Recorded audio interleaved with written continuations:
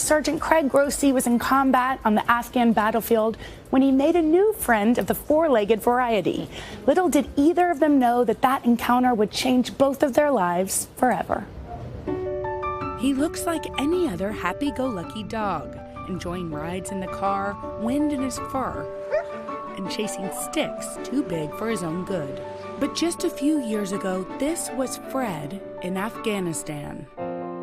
In 2010, Sergeant Craig Grossi was gathering intelligence for Marine Recon, the most elite fighters in the Corps, in a remote part of Afghanistan called Sangin. They told us that it would be a different kind of fight, that the Taliban there just had more experience and more to fight for in terms of that area. Craig and his fellow Marines were constantly attacked. You'd just be walking through a little village and you'd turn a corner, and they would just be waiting for you. Then, one day, in between mortar attacks, Craig spotted a plucky little dog with, as he describes, a big goofy head and short legs, frolicking all alone without a care in the world. As I got a little closer, he started to wag his tail. It was the last thing I was expecting this dog to do, was wag his tail at somebody he'd never met. This stray dog not only followed Craig back to his compound, he followed him everywhere, even on covert night patrols. Fred figured out, like these guys are quiet, and I'm gonna be quiet. And even when other stray dogs, little packs of them were roaming around, they would bark at us. Fred wouldn't bark back, and that was incredible.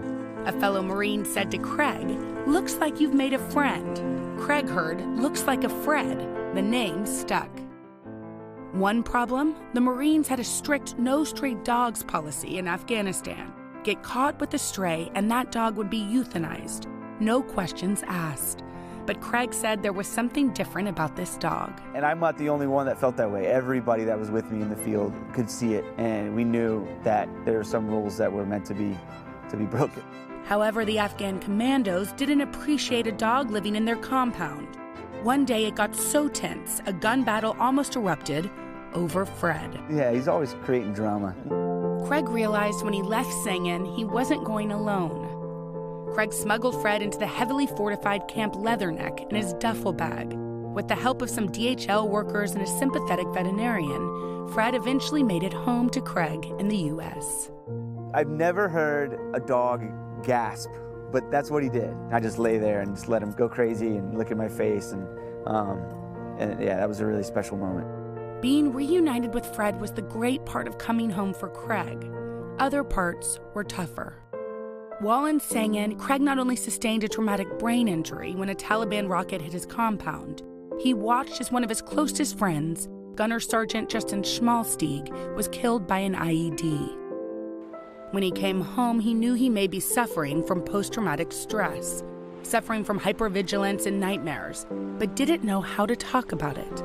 Fred gave him a place to start. What kind of dog is that? Because he's so different looking and so handsome, right, buddy? Yeah. Yeah, and it was an opportunity for me to talk about Afghanistan. Craig now lives outside Portland, Maine with his girlfriend Nora and her dog Ruby, and travels the country with Fred, connecting with others impacted by post-traumatic stress. It's a painful story, but it's an important story, and the more I share it, the more other people will hopefully share theirs. By getting him out of Afghanistan, Craig saved Fred's life. Hey, dude.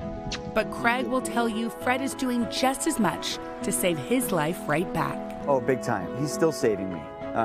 There are ways that he's impacted my life that I'm still figuring out. Maine has a motto, the way life should be. And for Craig and Fred, very possibly, the way life was meant to be.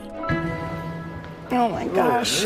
Right? It's so beautiful. Well, both of them are heroes, and they are incredible. Dogs are incredible. Craig is incredible. He's using his story to help others. I love how he can talk about it, because people ask him, because no one's going to go up to a vet, not many people, and ask, well, what was it like? Yeah. But it's an easy way in. Yeah. It makes sense. I know. And y'all, Craig Grossi's memoir is called Craig and Fred, a Marine, a Stray Dog, and How They Rescued Each Other. To learn more about the book, you can go to today.com/shop, and it's a beautiful read. That was an awesome story. Wow. Wow. It's so much better. Thank you.